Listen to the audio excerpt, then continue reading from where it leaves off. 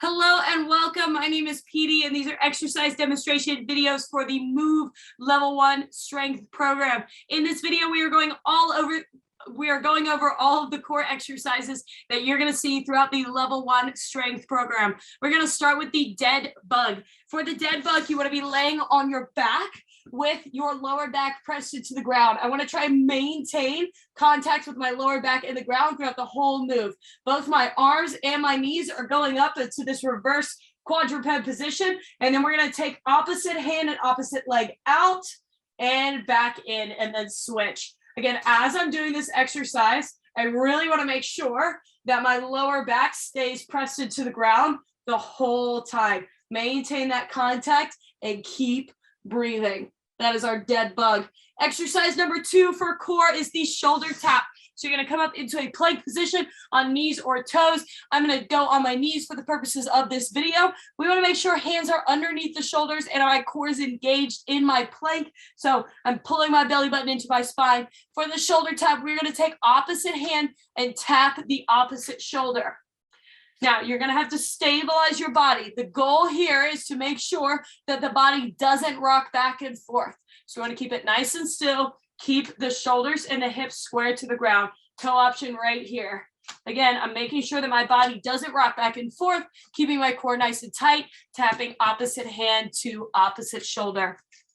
Next exercise up is the seated rotation, also known as the Russian twist. So you're going to sit on your sits bones here, the nice meaty part of the back of your body. You can either take this with your feet down on the ground if your lower back is giving you issues, or you could take the legs up in the air if the lower back is feeling pretty good. Either way, whatever option you choose with the feet, you want to take the hands together, keep the chest nice and proud, try and find space through the collarbones, and take the rotation to either side.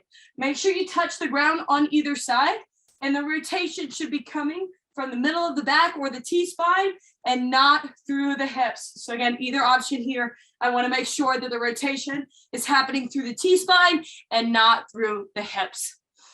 Next core exercise that we have going on is the bird dog. So it's kind of like the dead bug. We're just going to flip it over. So you're starting in a quadruped position here, tabletop, as some people like to call it, knees and hands on the ground. In this position, we want to brace our core, pull the belly button into the spine.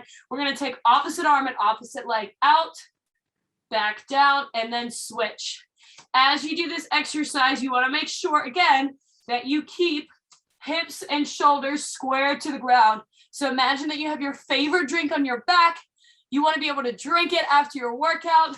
So try not to let it spill as you do this movement. Make sure to breathe. And again, keep that belly button pulled into the spine. Next exercise for our core set is the penguin. So for the penguin, you're going to be lying on your back with your upper back pressed into the ground.